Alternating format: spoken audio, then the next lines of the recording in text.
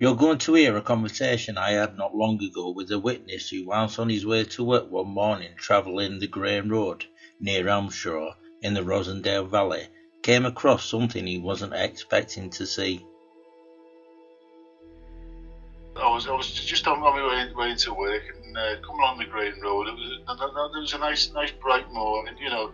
And there's a cafe on the left-hand side, isn't there? There's a pull-in. I don't know if you're familiar with that. Probably about 100 yards before that, it's like a slight bend to come round, and I could see this black thing. And I thought, isn't it a dog or is it a sheep or something? When I got close to it, which didn't take long, basically I was alongside of it, and before I got there, I thought, it's a bloody big cat, and it was a big black.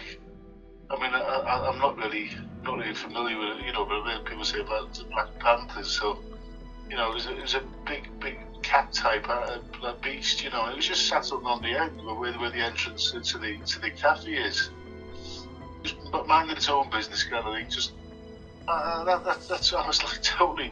I mean, I was totally gobsmacked really, but I mean, it's that quiet along there, and I didn't even really, you know, and it was one of these things you see it. I was alongside of it, you know, so I approached it, seen it, and then you've gone past it, and you've got to bend a bit further on, so it isn't as if I could spin round, and I was getting a bit late for work, so you know, and so it was just sat there, just sat there on the entrance on the grass verge, just before where the turn into the cafe is.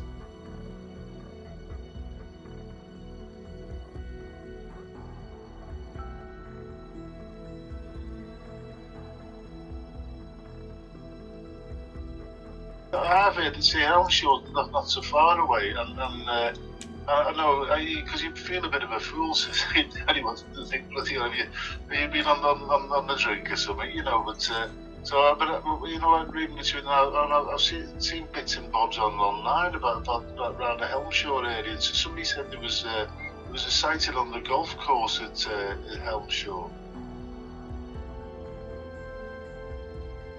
Well, when you're on the Grain Road, you come to, there's a pub just by the cemetery called the Holden Arms.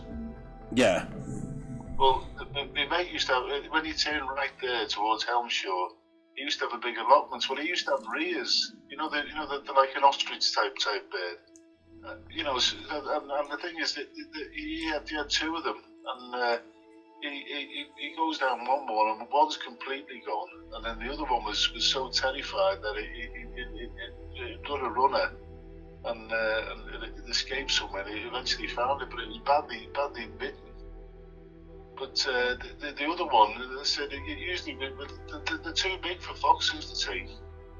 And the other thing is, as Paul says, there was no, so like with foxes, what they do is I used to have geese myself, and what they do, they'll either bite the head off and just take the head, or if they take like a smaller like a hen or something, what they do is they take it so far and they'll shake it, because I've been told that the feathers get stuck in the throat.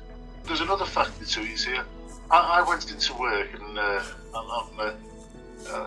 said, didn't mention it to anyone really, and there was one of the lads who worked on the production.